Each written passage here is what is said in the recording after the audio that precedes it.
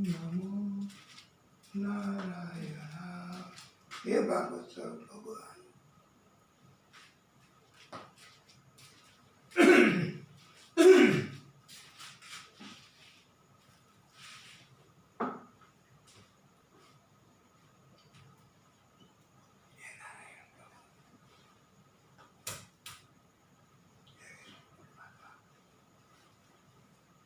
હે દાદા દેવ, હે ઈશ્વર,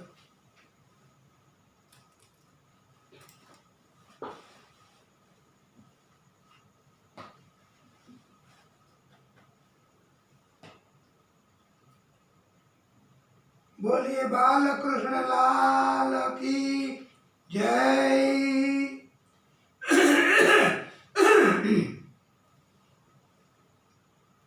ભાગવતજીની કથામાં 3 મંગલાચરણ આવે છે. પ્રથમ વ્યાસજીનું, બીજું સુખદેવજીનું, ત્રીજું સૂતજીનું. સૂત એ એક જાતિ છે. સ્ત્રી બ્રાહ્મણ અને પુરુષ ક્ષત્રિય એ બંનેનો સમાગમ થાય અને જે સંતાન પ્રાપ્ત થાય તેને સૂત જાતિના કહેવાય છે. ભગવાન કૃષ્ણને કામ સ્પર્શ કરી શકતા નથી. કામ એને ભગવાન કૃષ્ણએ હરાવ્યા છે. શિવજી છે એમનું બધું જ અમંગળ, પણ એનું સ્મરણ કરવું એનાથી જ આપણને કામ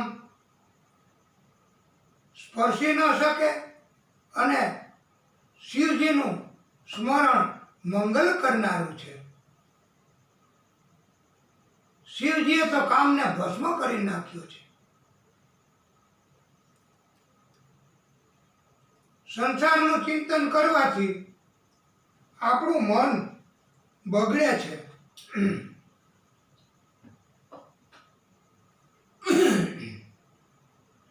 પ્રભુનું ચિંતન કરવાથી મન શુદ્ધ બને છે. શ્રીમદ ભાગવતજીના મંગલાચરણમાં વ્યાસજીએ પ્રથમ શ્લોક એમાં સત્ય સ્વરૂપ ભગવાનનું ધ્યાન કરું છું તેમ કહ્યું છે. વ્યાસજીએ ખાસ ધ્યાન રાખ્યું છે કે આ ભાગવતજી એ ભવિષ્યમાં કોઈ એક વ્યક્તિનું, કોઈ એક ગ્રુપનું, કોઈ એક જાતિનું, કોઈ એક ધર્મનું બની જાય તો બાકીના બધા એમને ફોલો નહીં કરે, એમને મહત્વ નહીં આપે. આથી વ્યાસ ભગવાને બધા માટે આ ભાગવતજી છે. તમામ જીવ, એમાં બધી જાતિ, બધા ગ્રુપ, બધા ધર્મ, બધા માટે આ છે. એટલા માટે એમણે એવું કહ્યું છે કે હું ભાગવત સ્વરૂપ ભગવાનનું ધ્યાન ધરું છું. તો ભાગવત સ્વરૂપ ભગવાનનું સ્વરૂપ શું છે, કેવું છે એમનું? ત્યારે વ્યાસ ભગવાને કહ્યું છે કે ભાગવત સ્વરૂપ એટલે કોઈ માતાજી નહીં, કોઈ કૃષ્ણ નહીં, કોઈ રામ નહીં, કોઈ ખ્રિસ્તી નહીં, કોઈ મૂર્તિ નહીં, કોઈ વ્યક્તિ નહીં. તો એનું જ થઈ જાય. વૈષ્ણવો તો આ એમનું એકનું જ નથી. જેને વધારે પ્રીતિ હોય અને વધારે ભાગવતજીનું અનુસરણ કરે એવા જુદી.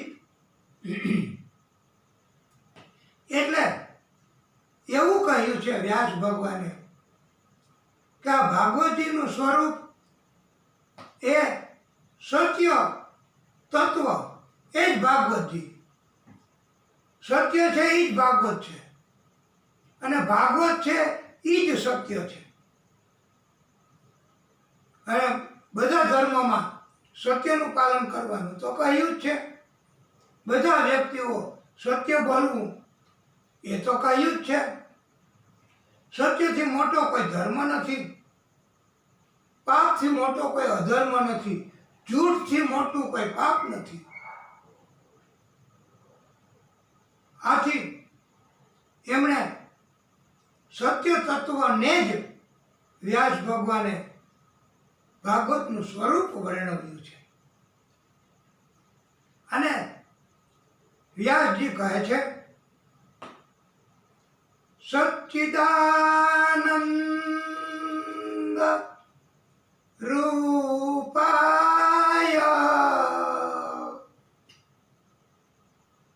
વિશ્વોત્પત્તિ આદિ હેતવે તાપત્રય વિનાશાય શ્રી કૃષ્ણાય વયમ નમઃ. સત્યને ભગવાનનું રૂપ કહ્યું છે. સત્ય છે એને કોઈ પ્રમાણ આપવાની જરૂર નથી. પ્રમાણ કોને આપવાનું? કે જે જૂઠ છે કે આ જૂઠને સાચું બતાવવું છે એટલે આ સાચું છે એનું આ પ્રમાણ. પણ સત્ય છે. રાત્રિ હોય ત્યારે સૂર્ય ન હોય એ સત્ય છે. અંધકાર હોય છે, દિવસ હોય ત્યારે અંધકાર ન જ હોય એ સત્ય છે. આવા સત્ય તત્વ એ જ ભાગવત છે. આપણી અંદર એક સત પછી ચિત્ત. ચિત્ત એટલે જેને કહેવાય આત્મા, હૃદય, જીવંત તત્વ. આપણે આંખ કાનને એમને આપી દીધા હોત પણ શરીર આખું રચી નાખ્યું હોત પણ અંદર જોવે છે આંખ તો અંદર કોણ દેખાડનાર છે? બોલે છે મુખ, અંદરથી કોણ વાણી કાઢે છે? સાંભળે છે કાન, પણ ગ્રહણ જેને કહેવાય ઇનવર્ડ કોણ કરે છે? એ આપણી અંદરનું જીવંત તત્વ. એ જીવંત તત્વ જતું રહે પછી બોડી. એ બોડીનું કાંઈ મહત્વ છે? બોડી સાંભળે છે, બોડી બોલે છે, બોડી જોવે છે? કશું જ નહીં. એટલે તો એને ડેડ બોડી કહેવાય છે. જીવંત તત્વ એટલે ચિત્ત. ચિત્ત એ જીવંત તત્વ છે ને આપણી અંદર, બધા અંદર, પશુમાં, પક્ષીઓમાં, બધા જીવમાં. એ જ ભાગવતનું સ્વરૂપ છે. એ જ ભગવાન છે. એટલે સત્ય, ચિત્ત અને આનંદ. આનંદ એટલે કે એમનું નામ લેવાથી, એમની કથા કરવાથી અંદરથી જ, હૃદયમાંથી જ આનંદ ઉત્પન્ન થાય છે. બહારથી કોઈ સંગીત સાંભળીને આનંદ મેળવવાનો નથી. એનાથી કોઈ આનંદ થાય એ આનંદ નથી. વિમાનમાં બેસીને ભ્રમણ કરવાથી આનંદ એ આનંદ નથી. હૃદયપૂર્વકથી અંદરથી પ્રગટ થતો આનંદ એ જ આ ભાગવત સ્વરૂપ. અને એને જ ભગવાન એટલે સત, ચિત્ત અને આનંદ એ જ ભગવાન છે. ભાગવતજીનું સ્વરૂપ છે. અને એ અંદરથી પ્રગટ થાય છે. અને આનંદ અંદરથી જ્યારે પ્રાપ્ત થાય પછી ક્યારેય એમને એ આનંદ છે એનો કોઈ વિરુદ્ધ શબ્દ જ નથી. સુખ હોય તો મોટરસાયકલ લેવાની ઈચ્છા હોય, મોટરસાયકલ મળી જાય, સુખ મળે. પછી કોકની કાર જોઈએ તો એમાંથી આનંદ વયો ગયો, એમાંથી સુખ વયો ગયું. હવે દુઃખ થયું કે મારે તો કાર લેવી. એટલે એ સુખ છે એનો શબ્દ છે કે દુઃખ. પણ આનંદ, તો આનંદ પછી શું આવે? આનંદ ન હોય તો શું હોય? આનંદ પછી આનંદ, આનંદ ન હોય તોય આનંદ. એની ટેવ, એની આદત, એ જીવન તત્વ. એટલે પરમાત્મા છે એ આનંદ સ્વરૂપ છે. અને એટલે તો જેને ભક્તોને પણ અંદરથી જ આનંદ થયા કરે. દર્શન કરવા જાતા જાતા ભક્તો અંદરથી રાગમાં ગાતા હોય, શ્રી કૃષ્ણ શરણમ મમ, શ્રી કૃષ્ણમ શરણમ મમ, શ્રી કૃષ્ણમ શરણમ મમ. આવું અંદર દર્શન કરવા જાતા જાતા એનું નામ અંદરનો આનંદ. અને એને જ પ્રભુ પસંદ કરે છે અને એની અંદર જ પ્રભુનો વાસ છે. નહીં કે દર્શન કરવા જાય, ક્યાં જાવ છો? દર્શન કરવા. જય શ્રી કૃષ્ણ, જય શ્રી કૃષ્ણ. અરે ભાઈ, જય શ્રી કૃષ્ણ બાપા, એ મારા વાલા, જય શ્રી કૃષ્ણ. પણ આવા પ્રત્યાઘાત, આવા ભાવ એ કોઈ આનંદ પ્રગટ કરનારા ભાવ નથી. એ તો નિજ આનંદ, નિજાનંદ જેને કહેવાય છે, એ જ પરમાત્માનું સ્વરૂપ છે. એને એવી ખબર ન હોય કે મને કોઈ જય શ્રી કૃષ્ણ કહે છે અને તો કઈ મારે એને જવાબ આપવો. હવે એનું ધ્યાન રાખવું, એની એનો વ્યવહાર જાળવવો કે પરમાત્મા સાથેનો.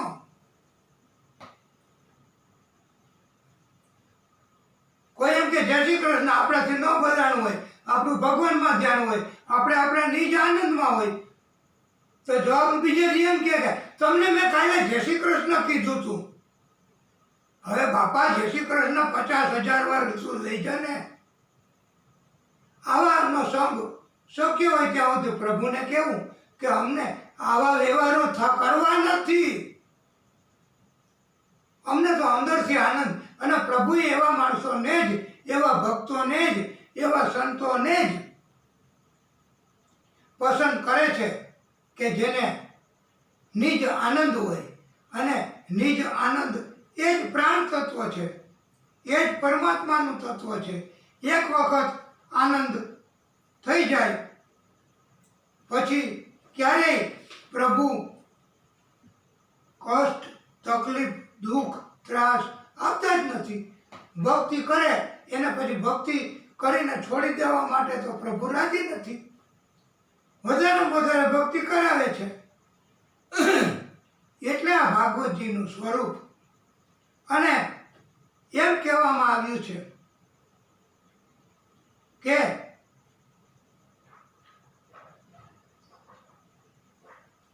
પ્રભુ છે એ પાલન પોષણ પણ કરનારા છે. ભાગવતજીનું સ્વરૂપ છે એ એટલે જન્મ, પછી એનું પાલન પોષણ અને મૃત્યુ, આ કાર્યો આ પ્રભુ આદિશક્તિ એ કરે જ છે. કીડીને કણ, હાથીને મણ જોતું હોય તો મણ આપે છે. ક્વિન્ટલ, કિલો, 100 કિલો જોતા હોય તો એ આપે છે. એટલે મેન્ટેન કરનાર એ પણ પ્રભુ જ છે આખા વિશ્વના. અને આખા વિશ્વના પ્રાણ પણ પ્રભુ જ છે. અને પછી કર્મ પ્રમાણે ગતિ આપનાર, એટલે વિધિનું વિધાન હોય એ મુજબ નાશ અથવા મૃત્યુ, સદગતિ એ પણ પ્રભુ જ આપે છે.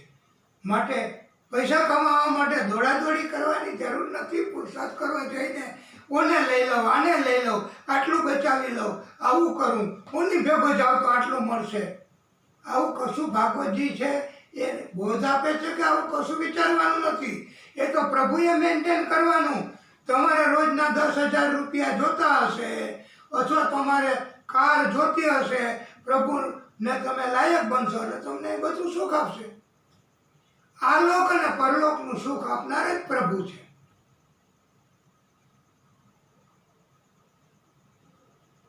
અને બધાને જે કઈ પ્રવૃત્તિ આપે છે એ પ્રભુને પ્રાર્થના કરવી કે અમને સારી પ્રવૃત્તિ આપજો, સારો ધંધો આપજો, ઈમાનદારી, સત્યપૂર્વક ધંધો કરવો છે. કોઈને છેતરવા નથી, લૂંટ નથી કરવી. અને છતાંય એવા ધંધો કરવા વાળા કે રોજી કમાવા વાળા દુઃખી થતા નથી. એને આનંદ આનંદ, ખોરાક મળે તો આનંદ. ભાગવતજી જ કહે છે કે સુદામાજી એમને આનંદ, કાંઈ ન મળે તો આનંદ. પત્નીને બાળકોને સમજાવી દે કે આનંદ કરવો ગમે તે સ્થિતિમાં. અને ભક્તો તો કહે છે કે જે કાંઈ સૂર્ય ઉદય થાય અને આથમે એ સમય દરમિયાન જે કાંઈ મળે એ પ્રભુની કૃપાથી જ મળે. પ્રભુની કૃપા હોય એ જ મળે અને પ્રભુ જ આપે છે. પ્રવૃત્તિ, રોજી, ધંધો પ્રભુ જ આપે છે. અને એમ કહેવાય છે કે અખંડ રોજી હરિના હાથમાં.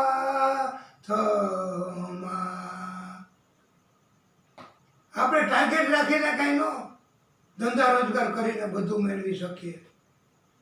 અને ઘણાએ તો એમ કીધું છે અનુભવથી અથવા કોઈ રીતે શિક્ષણથી કે main can install the unit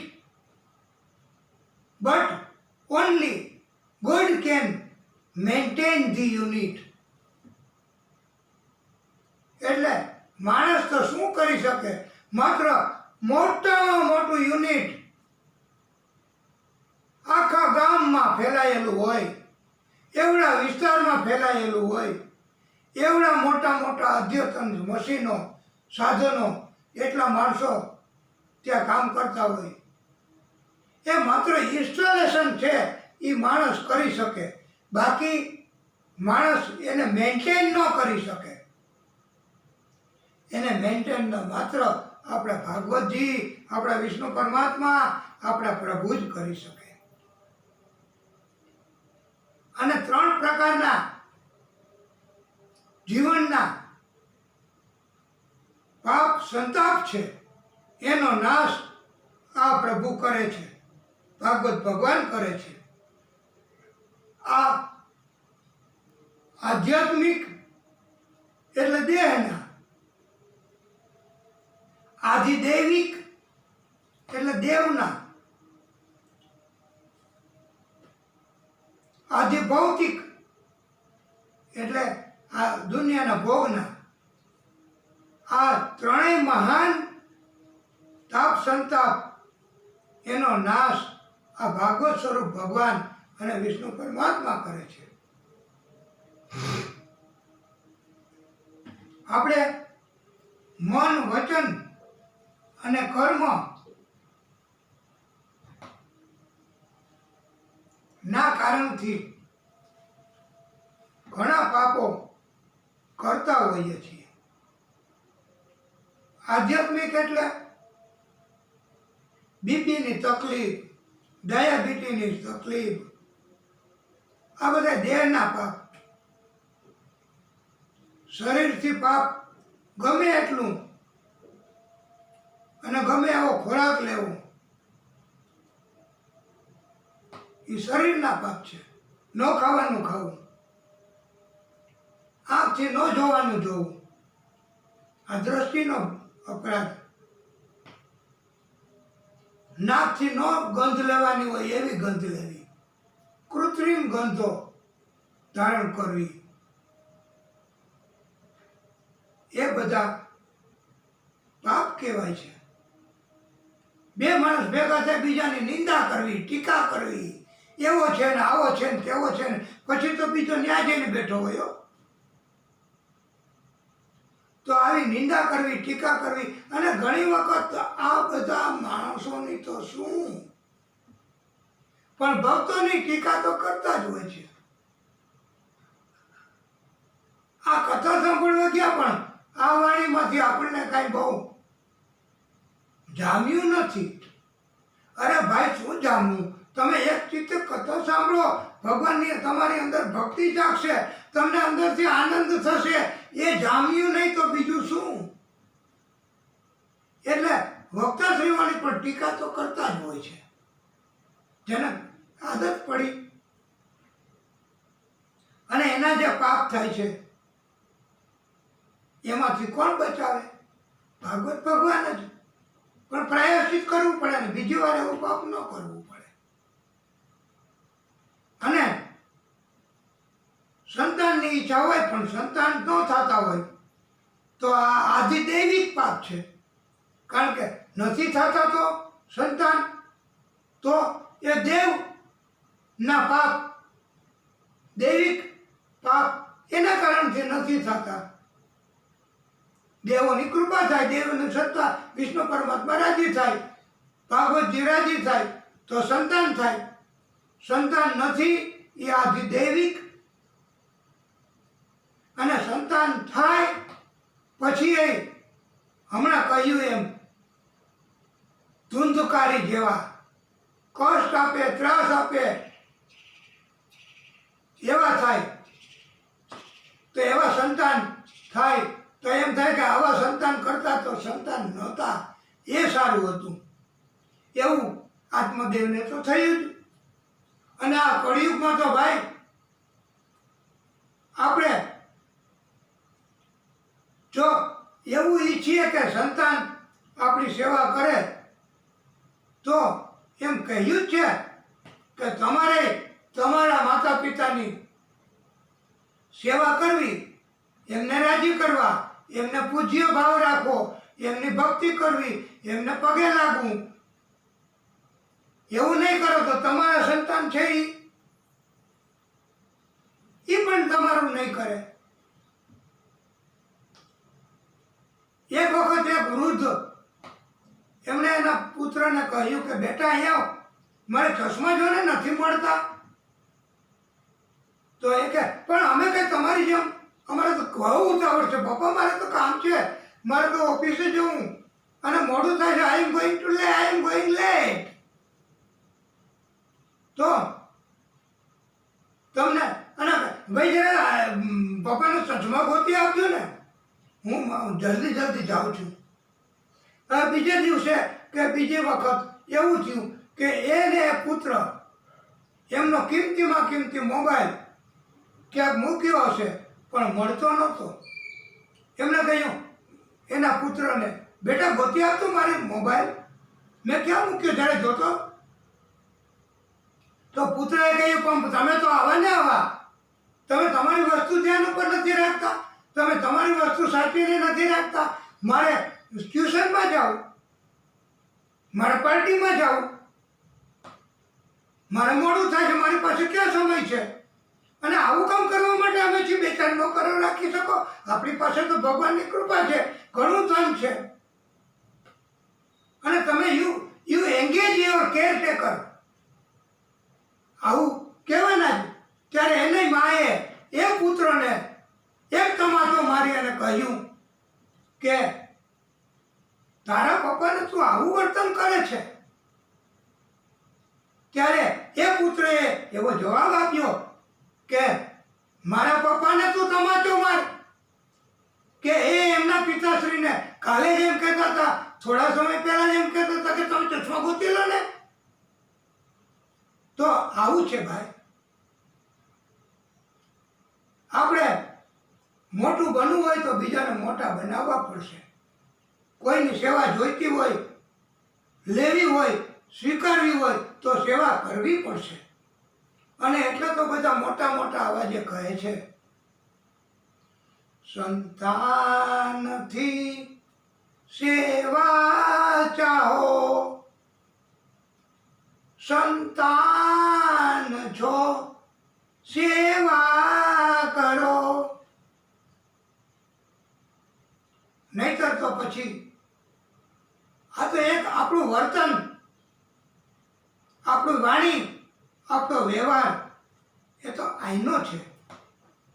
ભાગવતજી આપણા સંતાનો જો સંત બને તો એમને આપણે એવી ઈચ્છા હોય તો આપણે પણ એવું વર્તન કરવું જોઈએ. આ ભાગવતજી એવું શીખવે છે. અને માતા પિતાની સેવા કરવી એ તો એક જાતનું ઋણ છે, દેવ ઋણ. પિતૃ ઋણ, વિદ્યાભ્યાસ માટે ગુરુનું ઋણ, એ ફરજિયાત ચૂકવવું પડે, છતાંય આપણે નથી ચૂકવતા. પછી આપણે હવે કેવી રીતે ભવિષ્ય આપણું સુધારી શકીશું? અને દૈવિક પીડા એટલે કેવી પીડા? કે ખેતરમાં અનાજ વાવીએ અને પછી એની માવજત કરીએ પણ ઉપજ ફેલ જાય તો એને દૈવિક, કારણ કે એ ઉપજ જમીન મારફત પ્રાપ્ત થાય છે અને પ્રભુની કૃપાથી ઉત્તમ ફસલ, ઘણી જમીનમાંથી ઘણી ફસલ.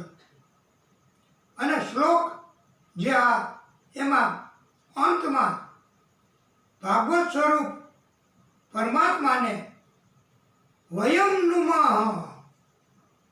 અમે પ્રણામ કરીએ છીએ. વયમ આપણે પ્રણામ કરીએ છીએ બધાય. શું કામ? કે વ્યાસ ભગવાનને પણ એમ થયું કે આ જ એક તત્વ છે, તો એ તત્વને મારે એકલાએ પ્રણામ કરવાના નથી, આપણે બધાએ પ્રણામ કરવાના છે. એટલે એમ કીધું કે વયમ નુમઃ, આપણે બધાએ એમને પ્રણામ કરીએ.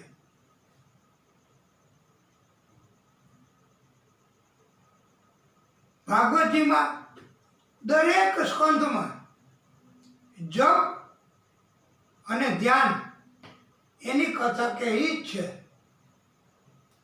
જપ કરવા એવું કીધું જ છે, ધ્યાન કરવું એવું કીધું જ છે, સત્યનું આચરણ કરવું એવું કહ્યું જ છે. અને આ વિષ્ણુ પરમાત્મા આદિ શક્તિ એમનું સ્વરૂપ આ ભાગવતજી અને અધિક મહિનો એ તો આપણે વારે વારે આપણે યાદ તો કરાવવું જ છે. અને આપણે પણ વિષ્ણુ પરમાત્માને આ અધિક મહિનામાં રાજી કરવા એક ઉત્તમ પ્રયત્ન કરવો છે. આપ પણ બોલજો,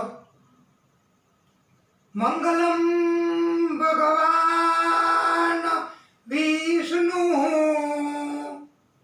મંગલમ ગરુડધ્વજ, મંગલમ પુંડરીકાક્ષમ, મંગલાય તનોહરી. વિષ્ણુ, ગરુડધ્વજ, પુંડરીક, આ ત્રણેય વિષ્ણુ ભગવાનના જ નામ છે. અને એમના તો ઘણા નામ છે, વિષ્ણુ સહસ્ત્ર નામ. અને આપણે તો સહસ્ત્ર શું પણ બધા જ નામ એ વિષ્ણુ પરમાત્માના જ નામ છે. અને વિષ્ણુ પરમાત્મા ને વંદના કરવા અને ભાગવતજીને વંદના કરવા વ્યાસ ભગવાને વંદના કરી છે અને કહ્યું છે, નેમિષે સુતમ આસીનમ અભિવાદ્ય મહામતિમ, કથારસ સ્વાદ કુશલ સૌનકો અબ્રવીત. ભાગવત કથાના રસસ્વાદમાં કુશળ સૌનકજી મુનિએ નૈમિષારણ્ય ક્ષેત્રમાં બિરાજમાન મહામતી સૂતજીને વંદન કરી નમસ્કાર કરીને પ્રશ્ન કર્યો છે. કયો પ્રશ્ન? અજ્ઞાન દ્વાંત વિદ્વમ સકોટિ સૂર્યપ્રભા સુતાખ્યાહી કથા સારમ મમ કર્ણ રસાયણમ. એવો પ્રશ્ન કે જ્ઞાનના અંધકારનો નાશ કરવા માટે હે પ્રભુ, હે સુતજી, એનું જ્ઞાન કરોડો સૂર્ય સમાન છે. આ અમારા કર્ણ, અમારા કાન મારફતે અમૃત તત્વ હૃદયમાં પધરાવી શકાય, રસાયણ સ્વરૂપ એવું તત્વ અમારા હૃદયમાં પધરાવી શકાય, એના માટે અને અમારા જીવનનું કલ્યાણ થાય એવું સારરૂપ તત્વ, જેને કહેવાય અર્ક, દરિયો અંદરથી જઈને મોતી લઈ આવવું એ અર્ક, માખણ નીકાળવું એ અર્ક,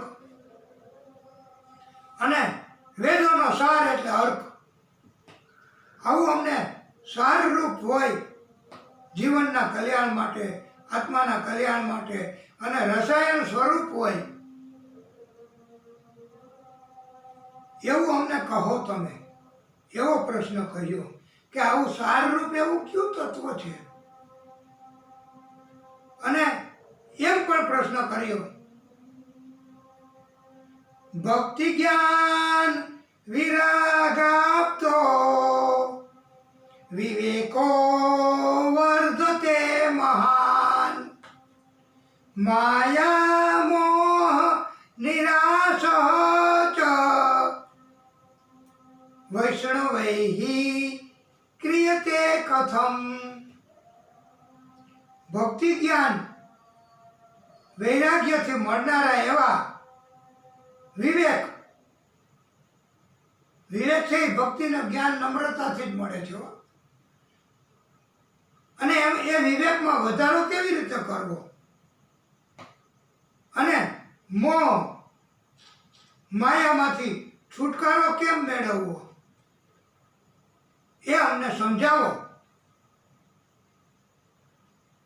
અને વિવેક ન હોય તો પતી ગયું. નાના નાના બાળકોએ વૃદ્ધોની સેવા કરવાને બદલે એ કે દાદા તમને ખબર હોય કે રાવણને 10 માથા હતો, તો એ 10 માથા હોય તો એ સુવે કેવી રીતે? એને શું આયોજન હશે? એટલે આ એક જાતનો વિવેક ભ્રષ્ટ, એમને એવા સંસ્કાર નથી, એમને એમની પણ મજાક મસ્કરી. તો વિવેક એ કેવી રીતે મળે છે? તો વિવેક છે એ ભક્તિ, જ્ઞાન અને વૈરાગ્ય થી મળે છે. અને વિવેક છે એના માટે નમ્રતા અતિ જરૂરી. અને એટલું કીધું છે, એવું કીધું છે કે નમ્રતાથી તો બધા કાર્ય, બધા પ્રશ્નો સોલ્વ થાય છે, ઉકેલ મળે જ છે. નમ્રતા હોવી જોઈએ, શુદ્ધ વાણી હોવી જોઈએ. શુદ્ધ વાણી વગર નમ્રતા ન આવે. માતા એને માતાશ્રી જ કહેવાય, પિતાશ્રીના પત્ની ન કહેવાય. આ નમ્રતા ન થાય. એટલે આવો પ્રશ્ન કર્યો છે.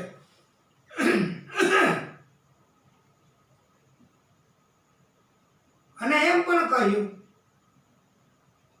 ઇહ ઘોરે કલૌ પ્રાયો જીવ ચ અસુરાતામ ગતઃ કલેશ કાંતસ્ય તસ્યૈવ શોધને કિમ પરાયણમ.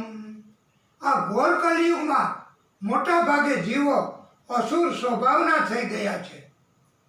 જુદા જુદા કલેશો, ભય થી ઘેરાયેલા છે. કરોડ પ્રશ્ન હોય છે દરેક જીવને આ કળિયુગમાં, મોટે ભાગે.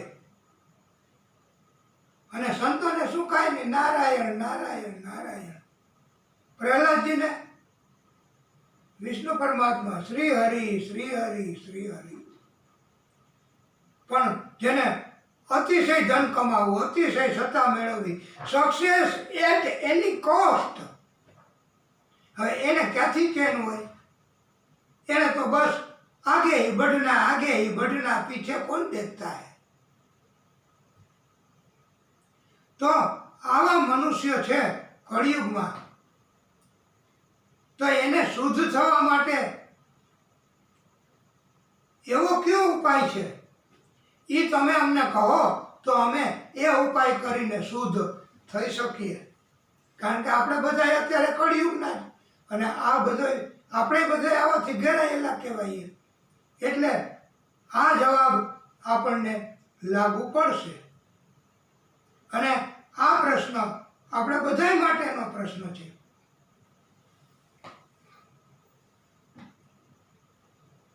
અને કજિયા કંકાસ વિવાદ આપણે એમ કહીએ કે 4 વાગી ગયા, હવે તો હાલો કંઈક કામ કરીએ, તો સામેનો માણસ કહે છે 4 નથી થયા, હજી 4 માં 3 મિનિટની વાર છે। લે, આટલું નથી ધીરજ।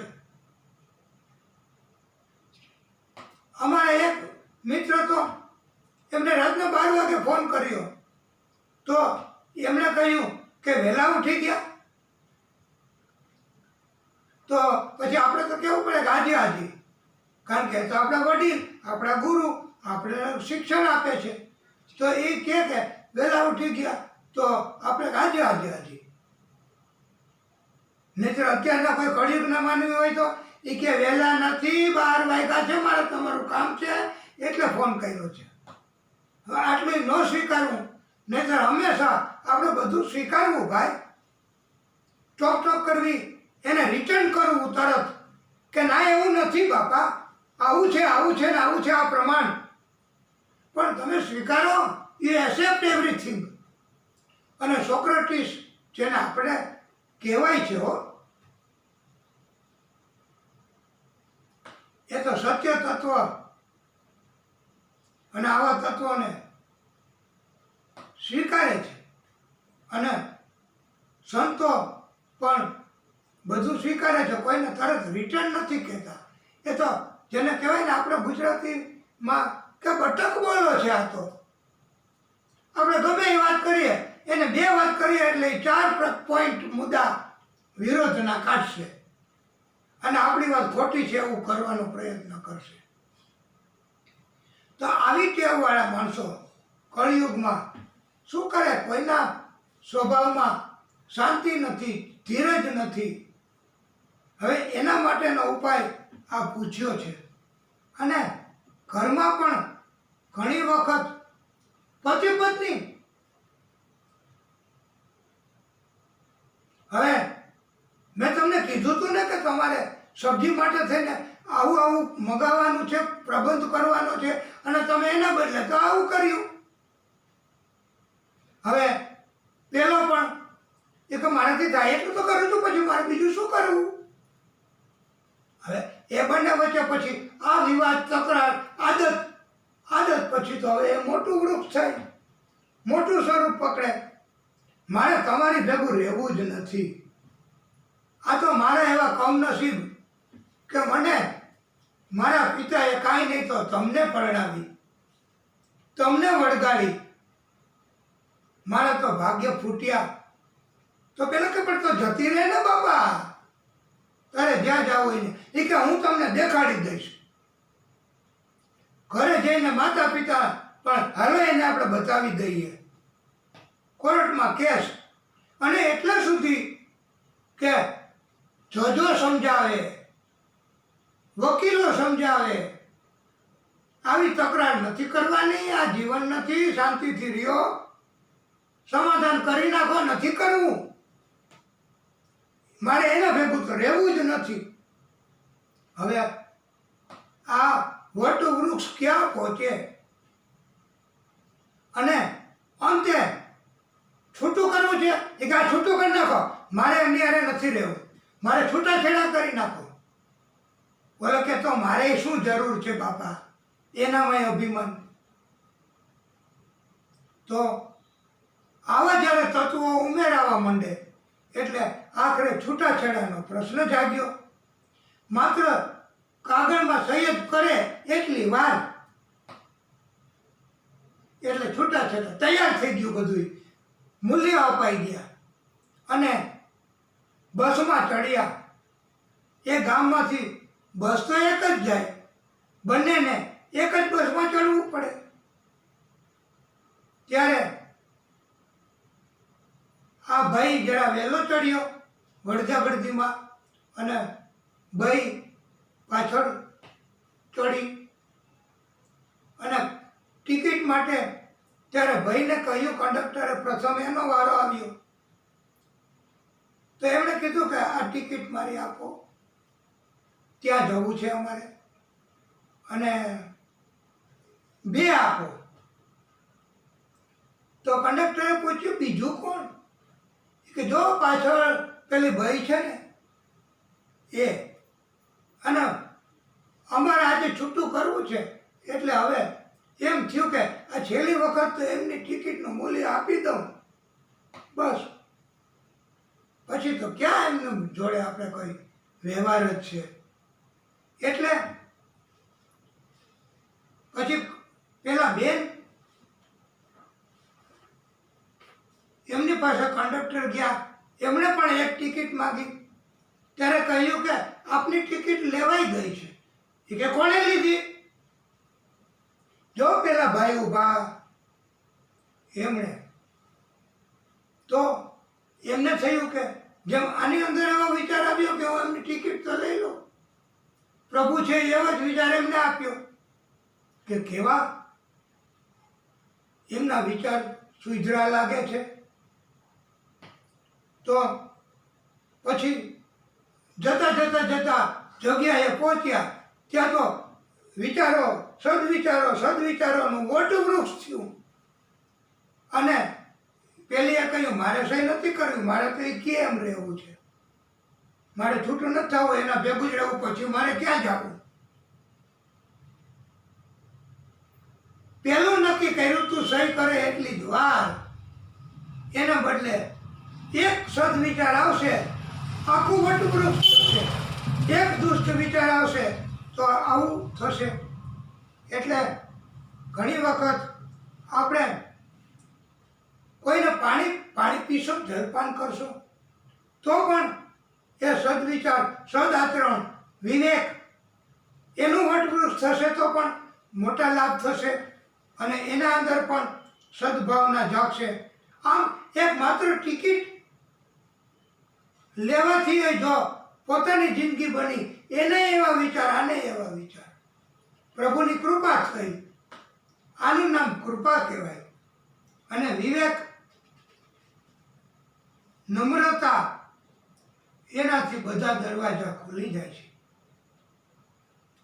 મહામુનિ સૂતજી કલયુગના જીવોની શુદ્ધિ કરવા માટેનો ઉપાય બતાવે એ પહેલા તો સૌનક મુનિએ સૂતજીને બીજો વધારાનો પ્રશ્ન પૂછી નાખ્યો. હજી તો ઉપાય બતાવ્યો નથી, કારણ કે નહીંતર વળી પ્રશ્ન ભૂલાઈ જાય તો. અને આપ તો સંત છો, આપની ઉપર તો અનેક ગણી કૃપા, આપને તો વિસ્મૃતિનો ક્યાં સવાલ છે. એટલે ઉતાવળથી બીજો પ્રશ્ન વધારાનો પૂછી નાખ્યો, અને એ અગત્યનો હતો.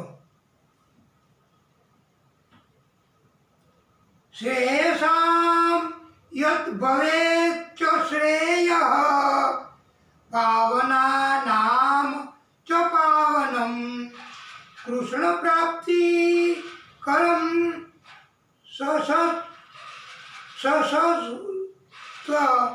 સાધનમ તવદાધુના. અમારું પણ ધ્યાન બીજે જો જતું રહ્યું તો કેટલો વિક્ષેપ થયો, ચિત્ત ન રહે. અને હવે તો પ્રાતઃકાળ થયો એટલે બીજે ધ્યાન જવાના જ, ઘર રસ્તા ઉપર છે. એટલે એવો પ્રશ્ન કર્યો કે અમને એવું કંઈ શાશ્વત કાયમી ઉત્તમ સાધન બતાવો કે જે સાધન સૌથી વધારે કલ્યાણકારી હોય, પવિત્ર હોય, તથા બીજા બધા પવિત્ર કરનારા સાધનોમાં પણ ઉત્તમ સાધન હોય આવું સાધન માધ્યમ અમને બતાવો.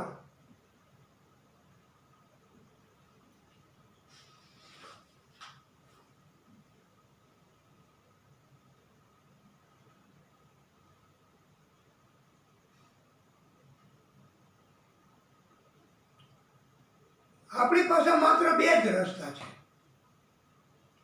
એક સત્કર્મો કરવા, પ્રભુ તરફેના કાર્યો કરવા, પ્રભુ માટેના કાર્યો કરવા, એને સત્સંગ કરવા, એ જેને કહેવાય કે પરમાત્મા માટેના કાર્યો. તો એનાથી હંમેશા કલ્યાણ જ થાય, કાંઈ દુઃખ તકલીફ ન થાય. અને પ્રભુથી વિરુદ્ધ માયા તરફ, જગત તરફ કાર્યો કરવા, તો એનાથી આપણને શરૂઆતમાં તો સારું લાગે માયામાં, પણ પછી તો એ બધું કષ્ટ અને એવું કષ્ટ આપે કે એનો કોઈ ઉપાય જ ન મળે, અંતે નાશ થાય. એટલે હવે આપણે નક્કી કરવાનું કે, અને ભાગવતજી કહે છે કે આત્માનું કલ્યાણ કરવા માટેનો ટૂંકો રસ્તો કયો? જીવનું મોક્ષ ગતિ, જીવનનો આનંદ, એના માટેનો ટૂંકો રસ્તો કયો? પરમાત્મા તરફ જ કાર્ય કરવા, એ માયા તરફ, જગત તરફ કાર્ય ન કરવા. આપણી બધી ઇન્દ્રિયો સુખની લાલસા, મોહ, એના કારણથી માયા તરફ જ ખેંચાશે, એવું જ પસંદ કરશે, એવું જ જોશે, અને એવા જ કારણથી એ કર્મ કરવાનું કહેશે. પણ આવી બધી ઇન્દ્રિયો છે, આંખ, કાન, નાક, સ્પર્શ, રૂપ, રસ, ગંધ, એને માયા તરફના કાર્યોમાં નથી વળગાડવાની, ગતિ કરાવવાની, પ્રવૃત્તિ કરાવવાની, અને એનાથી આનંદ નહીં થાય. પણ પરમાત્માના કાર્ય, આંખથી ભગવાનના દર્શન કરવા, કાનથી કથા સાંભળવી, નાકથી કુદરતનું એવું સૌંદર્ય, સુગંધ પ્રાપ્ત કરવી, રસ, રૂપ, ગંધ, આ બધાના ઇન્દ્રિયોને સારા માર્ગે વાળવી, તો જ આપણને કાયમી સુખ અને કલ્યાણ પ્રાપ્ત થશે.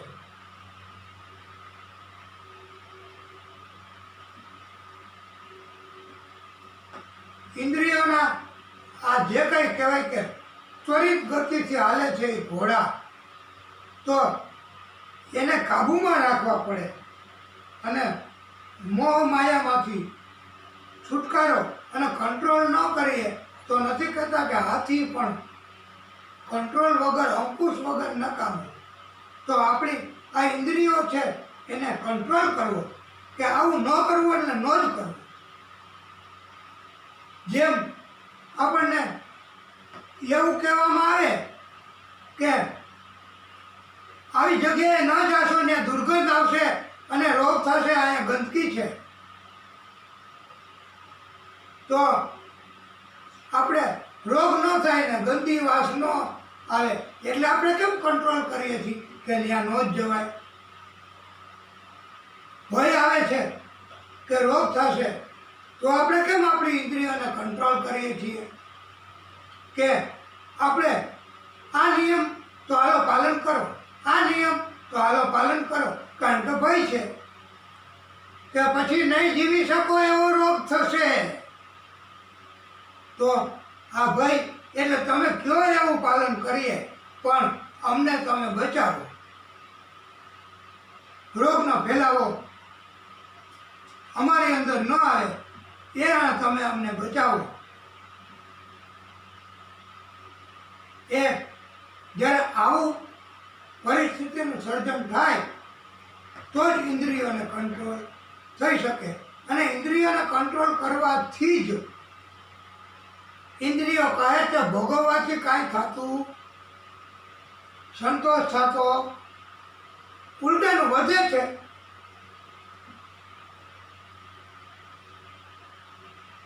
ભાગવતજી કહે છે ચિંતામણી લોક સુખમ સુરદ્રુહુ સ્વર્ગ સૌમ્ય પદમ પ્રયચ્છતિ ગુરુ પ્રીતો વૈકુંઠમ યોગી દુર્લભમ. ચિંતામણી માત્ર આલોકના જગતના પૃથ્વી ઉપરના સુખ આપી શકે છે.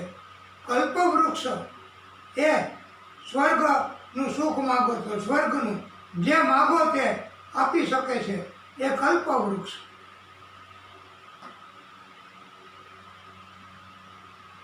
પણ પછી આપણા માટે આપણી બુદ્ધિના કારણથી એમ થાય કે આપણે એવી સરસ મજાની રોશની ગોઠવવી છે તો એ ઈચ્છા પૂરી થાય કલ્પવૃક્ષ. પણ ભૂલમાં ને ભૂલમાં એમાં ટચ થઈ જાય તો ચોટ લાગે તો એ આપણા હિતમાં નથી. બાથરૂમમાં ગરમ નળ નાખવો છે પણ ભૂલમાં દિવાલના કારણે શોર્ટ લાગે તો શોર્ટ થાય તો એટલે આપણે જે માગીએ તે સુખ ઈચ્છા પૂરી કરે કલ્પવૃક્ષ. પણ આપણે હિતમાં ન હોય તો પણ હિતો પૂરી કરે જ.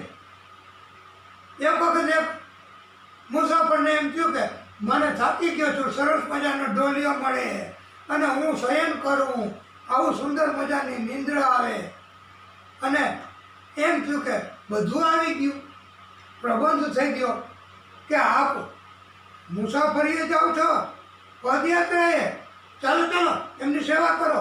એમને સુંદર મજાનું બિછાવી દીધું, સુંદર મજાનું શયન કરવાની સગવડતા થઈ. આ કલ્પવૃક્ષ નીચે બેઠો હતો.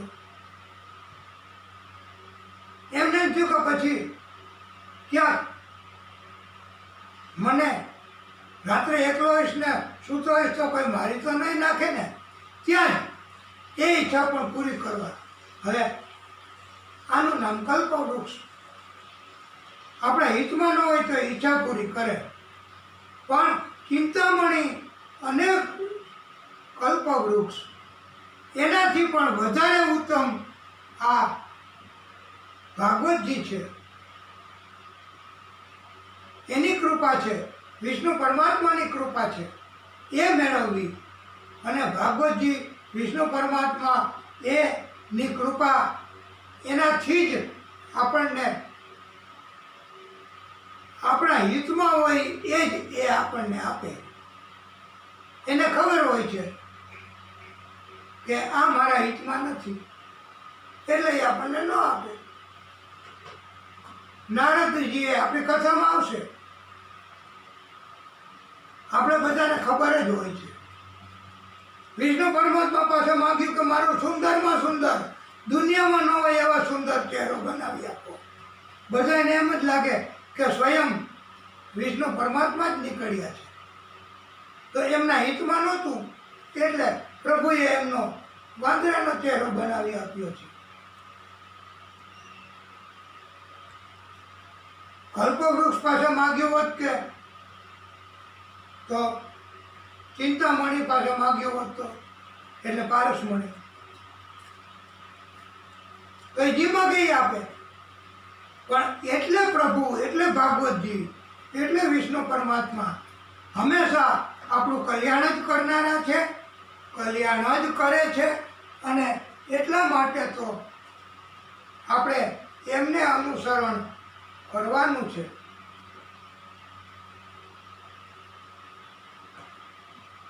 અને આખરે એમની કૃપા, ભાગવતજીની કૃપા, વિષ્ણુ પરમાત્મા વૈકુંઠ ધામ આપે છે.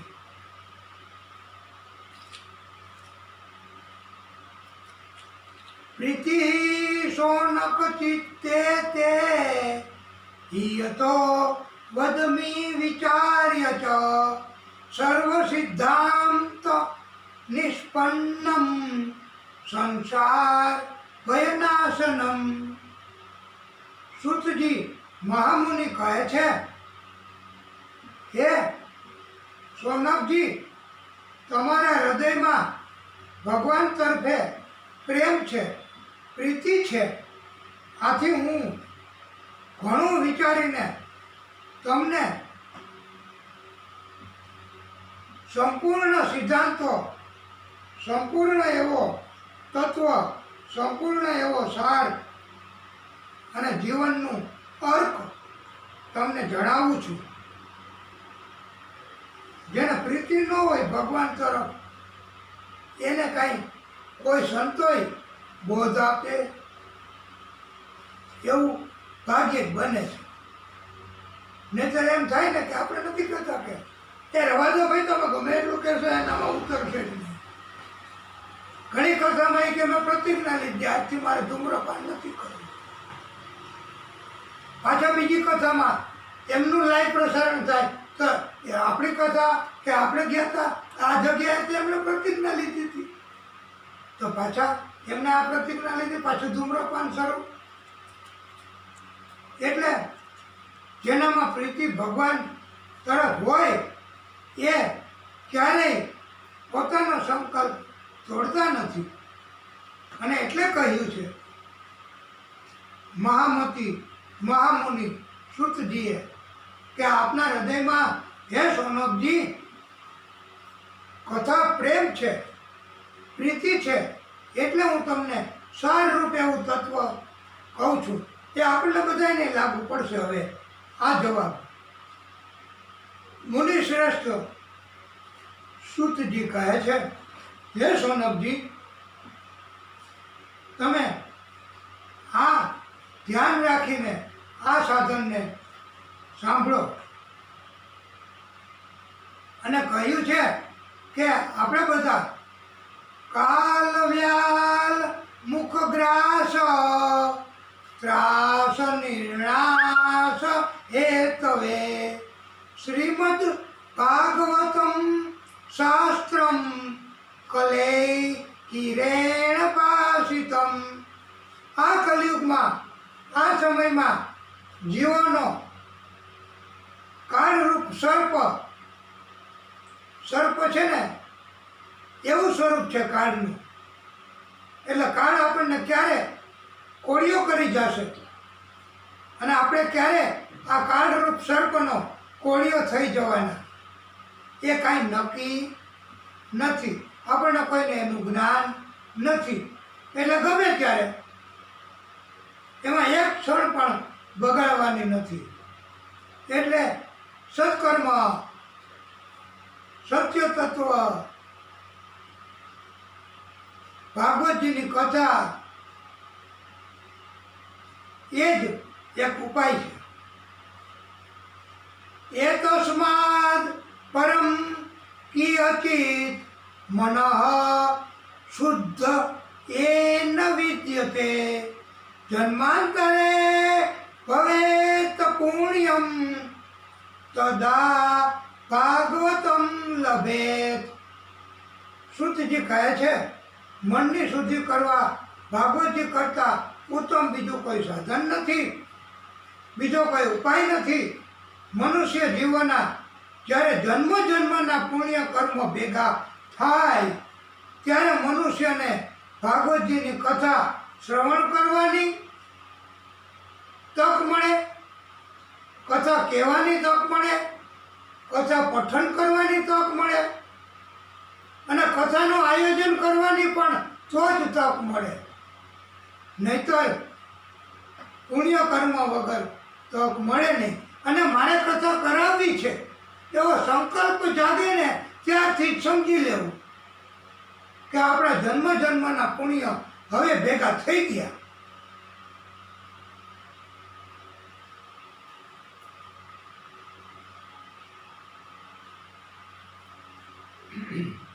પરીક્ષિતે કથામ વક્તુમ સભાયામ સંસ્થિતે સુકે સુધા કુંભમ ગૃહીત્વૈ વાદ્વાહ તત્ર સમાગમન. સુખદેવ પ્રભુ પરીક્ષિતજીને આ શ્રીમદ ભાગવતજીની કથા સંભળાવવા તૈયાર થયા. એવા સમયે તરત જ ત્યાં અમૃત કુંભ લઈ અને સ્વર્ગમાંથી દેવો આવી ગયા.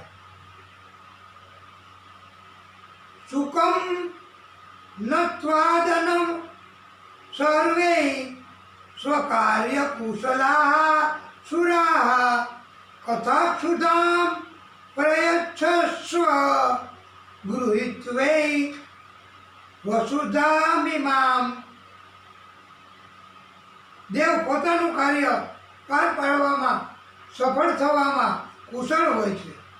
દેવોએ પરીક્ષિતજી તથા સુખદેવ મુનિને વંદન કર્યા અને કહ્યું, આ અમૃતનો આખો કુંભ આપ લઈ લો. હવે પરીક્ષિતજીને અમૃત પાન કરાવો,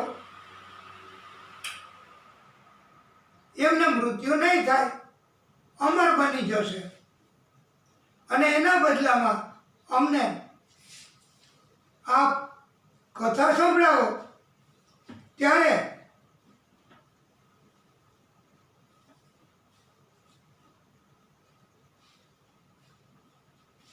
આ દેવો પોતાનું કામ કાર્ય સફળતાપૂર્વક કરવા માટે આવું કર્યું. અને શાસ્ત્રમાં તો એવું કહ્યું છે કે 100 કામ છોડી અને સ્નાન કરવું, 1,00,000 કામ છોડી અને દાન કરવું, કરોડ કામ છોડી પ્રભુ સ્મરણ કરવું.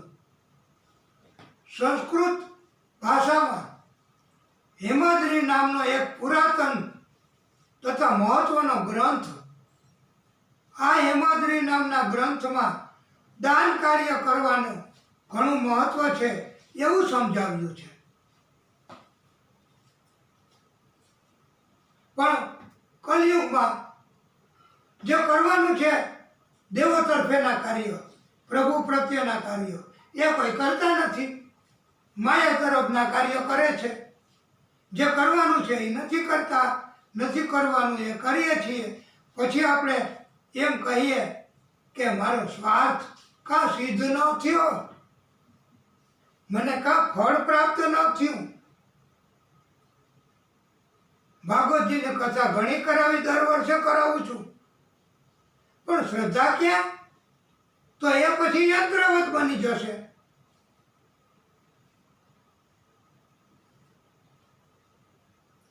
સુખ મેળવવું હોય તો સુખ માટેના કાર્યો, આનંદ મેળવવો હોય તો આનંદ માટેના કાર્યો કરવા. દેવતાઓને સ્વાર્થ જાગ્યો,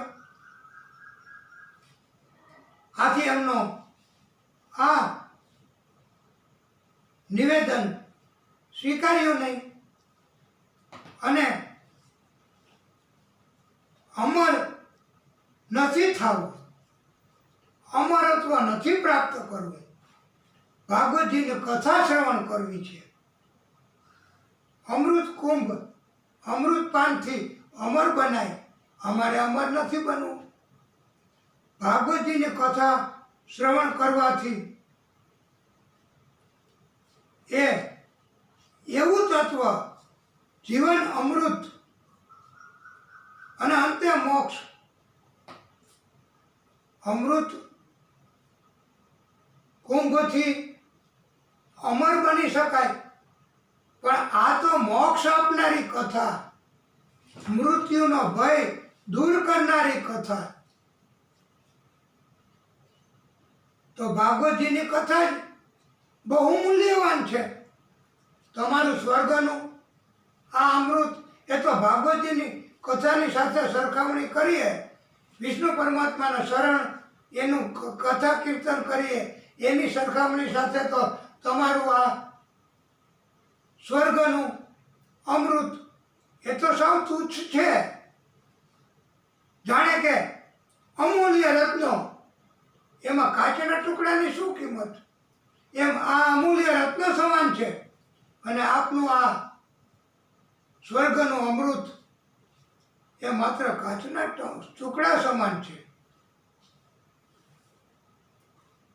આવું આ ભાગવતજીનું કથાનું મહત્વ છે. અને આપણે હવે તો કહેવું પડશે, ભાગવત સ્વરૂપ ભગવાન કી જય. આપણે ભાગવતજીની કથા શ્રવણ કરતી વખતે પણ મત્સર ભાવ એનો આપણે ત્યાગ કરવાનો છે. મત્સર ભાવ એટલે મચ્છરથી છૂટી શકાય એના માટેનું છે તત્વો બધું નાશ કરવાનું. પણ મત્સર ભાવ જાગે તો એનો નાશ થતો નથી. બીજાને સુખ જોઈને આપણે દુઃખી થઈએ એનું નામ મત્સર ભાવ.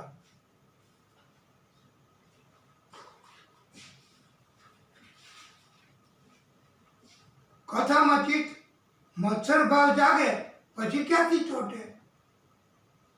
અને પછી અભિમાન આવે, સંપત્તિનું, સત્તાનું. અને પછી કથા ક્યાંથી અસર થાય? કથામાં બેઠા હોઈએ પણ ચિત્ત અને મન તો ફેક્ટરીમાં, સંચાલનમાં. પછી કથા ક્યાંથી અસર કરે?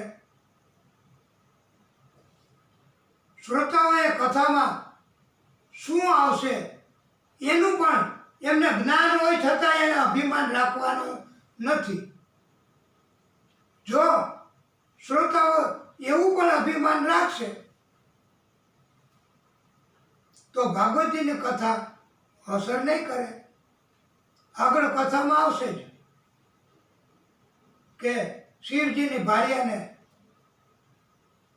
એવું અભિમાન માતાને થયું છે કે મને તો હવે કથામાં શું આવશે એની ખબર છે. એમને કથાની અસર થઈ નથી. કથા એ આપણે બહુ વિદ્વાન છીએ, આપણને બધી ખબર જ છે એમ માનીને કથા પંડાલમાં કે કથા સાંભળવા બેસવાનું નથી.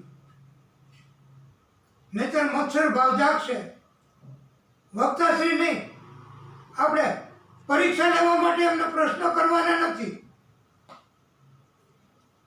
વક્તાશ્રી એમના પરીક્ષક બનીને, નિરીક્ષક બનીને આપણે કથામાં આવવાનું નથી. કથા તો વક્તા ગમે તે હોય, ગમે તેટલા જ્ઞાની હોય, તો પણ માત્ર ને માત્ર હેતુ ભાગવતજીની કૃપા મેળવવાનો અને ભાગવતજીની ભક્તિ કરવાનો એવો શ્રોતાનો હેતુ હોય એ જ શ્રોતાને કથા અસર કરે છે. આના માટે તો નિર્મળ ભાવ રાખવો પડે, મત્સર ભાવને છોડવો પડે. એક વખત મખણ વેચવા માટે બે સખીઓ જાતી હતી. એમાં એને થયું કે આપણે મટકીમાં મખણ છે વેચવા જઈએ છીએ, પણ તને ખબર છે ભગવાન કેવા હોય? ત્યારે કીધું ખબર નહીં, સંતો પાસે હોય છે એમ બધા કહે છે. તો દૂરથી એક સંત આવતા હતા અને એમને જોયા તો એમને થયું પહેલા સંત આવે છે. સંતે પોતાની જોડી ત્યાં મૂકી અને શૌચ કાર્યમાં જતા રહ્યા. એમને થયું અહીંયા કોઈ નથી. પછી ગોપીઓએ બંનેએ, બે સ્ત્રીઓએ એમાંથી તપાસ્યું તો લડ્ડુ ગોપાલજીની મૂર્તિ 12 સ્વરૂપની, એક હાથનો ટેકો, બે પગનો ટેકો ને હાથમાં લડ્ડુ એવી હતી. ગોપીઓએ જોયું કે આપના તો પ્રભુ આ ભગવાન છે, તો એના દર્શન તો તમારા પગ વળી ગયા છે, તમારો હાથ કોણીથી વળી ગયો છે, ગોઠણથી પગ વળી ગયા છે. તો બીજી ગોપી કે હાલો એને માલિશ કર્યું મખણનું. એને માલિશ કરીને પછી કીધું કે હવે તો અમે થાકી, બધું મખણ વપરાઈ ગયું, હવે તો તમે અમને ઊભા રહીને દર્શન આપો, અમને આવી રીતે દર્શન નથી કરવા. ત્યારે પ્રભુએ કરુણા કરી, આનો નિર્મલ ભાવ જોયો, આની ભક્તિ જોઈ બંનેની, અને પ્રભુએ બે પગે ઊભા રહીને દર્શન દીધા ચતુર્ભુજ રૂપે. ત્યાં જ પાછળ પેલા સંત આવી ગયા અને એને થયું કે મેં તો આખી જિંદગી મને તો પ્રભુએ દર્શન આપ્યા નહીં, પણ તમારી નિર્મલતા, તમારા હૃદયની પવિત્રતા, તમારું નિર્મલ મન, સ્વચ્છ શુદ્ધ મન, આત્મા એના કારણથી આજે મને પણ કૃપા થઈ. તમને તો પ્રભુએ દર્શન આપ્યા, પણ મને એનો લાભ મળ્યો અને મને પણ કૃપા થવાના કારણથી આનું નામ નિર્મલ મન અને મત્સર ભાવનો ત્યાગ કહેવાય છે. ભાગવતજીના વક્તા છે એ ખૂબ જ નમ્ર, કોઈ પણ તત્વોમાં, પદાર્થોમાં, જીવોમાં એમને આસક્તિ ન હોવી જોઈએ, લાલચ ન હોવી જોઈએ. હરિ અને હરને માનવાવાળા હોવા જોઈએ, શ્રદ્ધાળુ હોવા જોઈએ. વક્તાશ્રી વૈષ્ણવના જેવું જીવન જીવતા હોવા જોઈએ, વિરક્ત હોવા જોઈએ. એમને કોઈ અસર ન થવી જોઈએ. કોઈ ટીકા કરે તોય નહીં, પ્રશંસા કરે તોય નહીં. એમની કથા સાંભળવા મહાન સત્તાવાળા હોય તો પણ એ વિરક્ત હોવા જોઈએ. બહુ ધન સંપત્તિ વાળા હોય તો પણ વક્તાશ્રીએ વિરક્ત રહેવાનું છે. અને બ્રાહ્મણ હોવા જોઈએ, ધર્મને માનવા વાળા હોવા જોઈએ, વેદો અને શાસ્ત્રો એનું પઠન કરે, એનું ચિંતન કરે, ધીર અને ગંભીર હોવા જોઈએ, વિષયને વળગી રહે એવા હોવા જોઈએ. અહીંયા અમે કથા આપે કીધું એને કરીએ, પછી કથા કહેવાને બદલે આપણે દુનિયામાં માણસો શું કરે છે, મહિલાઓ કેવી કેવી ફેશન કરે છે, આવું બધું કહેવાનું વિષયાંતર. પછી અમે એવો બચાવ કરીએ કે મારે તમને સમજાવવા માટે આ બધું કહેવું પડે છે બાપા. પણ બધા સમજતા જ હોય છે. કોઈ સમાજની, કોઈ રીત રસમની, કોઈની પણ જો ટીકા થઈ ગઈ તો વક્તાશ્રીની લાયકાત એટલા પ્રમાણમાં ઘટી, લાલચ થઈ ગઈ તો એટલા પ્રમાણમાં ઘટી, શ્રદ્ધા ડગી એટલા પ્રમાણમાં ઘટી લાયકાત. એ કે પછી અમને કોઈ દક્ષિણા નથી આપતા, તો કળિયુગ છે, પહેલાંથી આપણે તય કરવું પડશે કે આટલું તો મૂલ્ય અમને આપવું જ પડશે. અને પછી કથા કહેતા કહેતા પણ જો એવી લાલચ જાગે કે આ પછી બાકીનું મૂલ્ય આપશે કે નહીં દક્ષિણા સ્વરૂપે, તો લાલચ અને શ્રદ્ધા ડગી. આથી આવા વક્તાઓ છે એ ઉત્તમ લાયકાત, ભાગવતજીએ કહ્યું છે એવી લાયકાત હોય એમ કહેવાતું નથી. અને બ્રાહ્મણ હોય એ તો પ્રભુના પ્રિય, અને બ્રાહ્મણ વક્તા હોય એટલે બીજા કોઈની જરૂર, બીજા કોઈ લક્ષણો છે એને તમારે જતા કરવા અને શ્રદ્ધા રાખવી કે બ્રાહ્મણ છે એટલે, અને પાછા કથા કહેશે તો એના ઉપર પ્રભુની કૃપા હોય ને હોય જ. તો તમારે એ ઉત્તમ વક્તાની લાયકાત ધરાવે એમને તમારે સિલેક્ટ કરી જ દેવા એમ કહ્યું છે.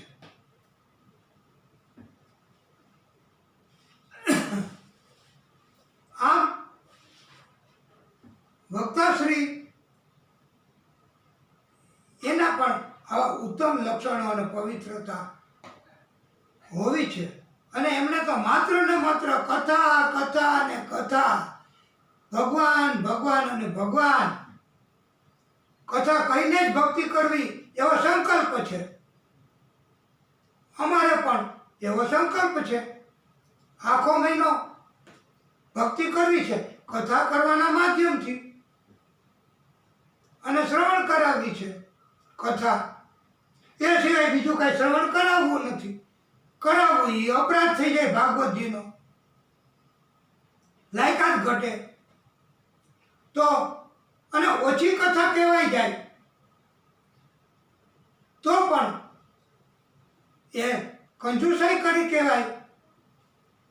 હવે બીજા વિષયોમાં અમે કહેવા માંડીએ તો પછી મર્યાદિત સમય હોય, આખા મહિનામાં આટલી આટલી કથા તો કેવી છે એવું અમારું સંકલ્પ હોય, તો એ બીજી લાઈન ઉપર ચડી જવાથી કે બીજા વિષયમાં બોધ આપવાનું કરવાથી વક્તાશ્રીએ કોઈને કંઈ બોધ આપવાના જ નથી. કથા કથા ને કથા જ, એમાં જ બધો બોધ છે. આ ઉત્તમ ભાગવતજીના કહેવા મુજબના વક્તાઓ છે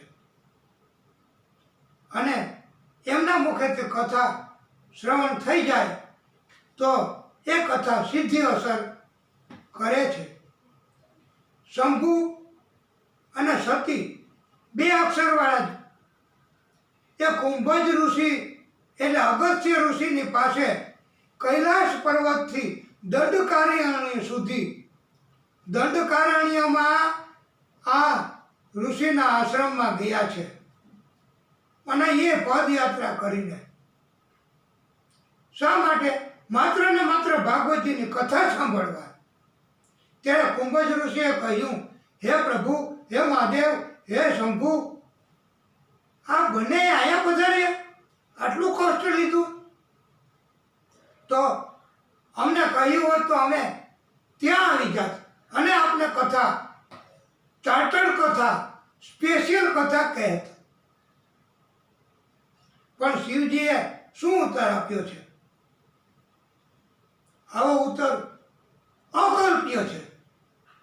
મહાદેવજીએ પોતે કીધું કે મારે કથા શ્રવણ કરવી છે, મારે ભાર્યાને કથા શ્રવણ કરવી છે, તો અમારે આપના મુખેથી, તો આપની પાસે અમારે આવવું જ પડે, નીચે બેસવું જ પડે, અભિમાનનો ત્યાગ કરવો જ પડે. મહાદેવજીએ પણ પોતાના અભિમાનનો ત્યાગ આવી રીતે કર્યો છે ને કથામાં આટલી બધી પ્રીતિ રાખી કૈલાશ પર્વતથી માનસરોવર એટલે દંડકારણ્ય સુધી. આવું જો અભિમાનનો નાશ થઈ શકે, ત્યાગ થઈ શકે તો એ કથા માટે ઉત્તમ શ્રોતા છે. અને એટલે તો શિવજીને ઉત્તમમાં ઉત્તમ શ્રોતા કહ્યા છે. હરિ પણ શિવજીને પગે લાગે છે. વિષ્ણુ પરમાત્મા પોતે પણ શિવજીની પૂજા કરે છે અને હર પણ વિષ્ણુ પરમાત્માની પૂજા કરે છે. આમ આ શ્રોતા એ કેવા હોવા જોઈએ? શિવજી જેવા. અને વક્તા કેવા હોવા જોઈએ? એના આ ભાગવતજીએ સ્પષ્ટ રીતે કહ્યું છે. વ્યાસ પ્રભુએ એમાં આ સમજાવ્યું છે. અલબત્ત વક્તાશ્રીને માત્ર ને માત્ર એટલી છૂટ આપી છે કે કથાના પ્રસંગ ઉપર, કયા પ્રસંગ ઉપર કેટલો ભાર મૂકવો, કયા પ્રસંગને ઓછો ભાર મૂકવો, એ પસંદ કરવાની વક્તાશ્રીને થોડી છૂટ આપી છે. અને આથી વક્તાશ્રીને કથા સંપૂર્ણ છે, એ સંપૂર્ણ કઈ છે અને આયોજકોને પણ આયોજન શુદ્ધ છે એવું ફળ પ્રાપ્ત થાય છે. અને વક્તાશ્રીના કોઈએ રિમાર્ક્સ, ટીકા કે ટિપ્પણી કરવાની નથી. કારણ કે શિવજીની કૃપાથી, વિષ્ણુ પરમાત્માની કૃપાથી જ વક્તા બની શકાય છે, એની કૃપાથી જ શ્રોતા બની શકાય છે. આપણે હમણાં કહ્યું તો વક્તાશ્રીની ટિપ્પણી કરવી, વક્તાશ્રીની નિંદા કરવી એ પણ ભાગવતજીનો અપરાધ. હવે બીજા કોઈ અપરાધમાંથી તો ગમે તેમ કરીને છૂટી શકાય, પણ ભાગવતજીનો અને પ્રભુના અપરાધમાંથી કંઈ છૂટી શકાય? માટે એમ કીધું છે કે ક્યારેય ભૂલ કરવી કોઈ ભૂલો ના. એટલે ભૂલથી ભાગવતજીના વક્તાની ટિપ્પણી ન થઈ જાય એનું ધ્યાન હંમેશા રાખવું અને રાખવા દેજો એવી કરુણા કરજો, એવી પ્રાર્થના કરવી. અત્યારે આપણે આપણી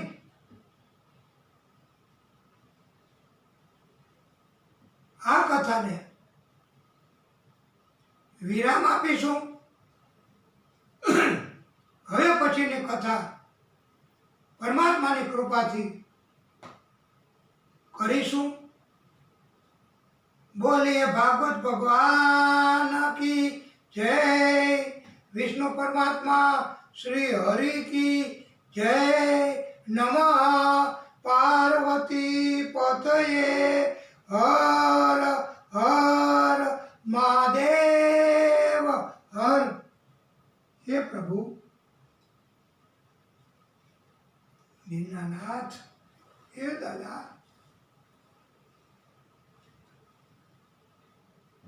હે પરમાત્મા, હે દાદા દેવ, હે ઈશ્વર,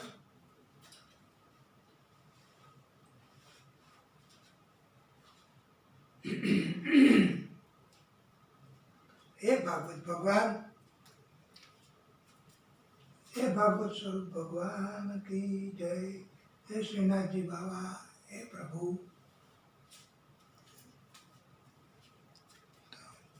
કરુણા ના કરનારા, તારી કરુણા નો કોઈ પાર ન.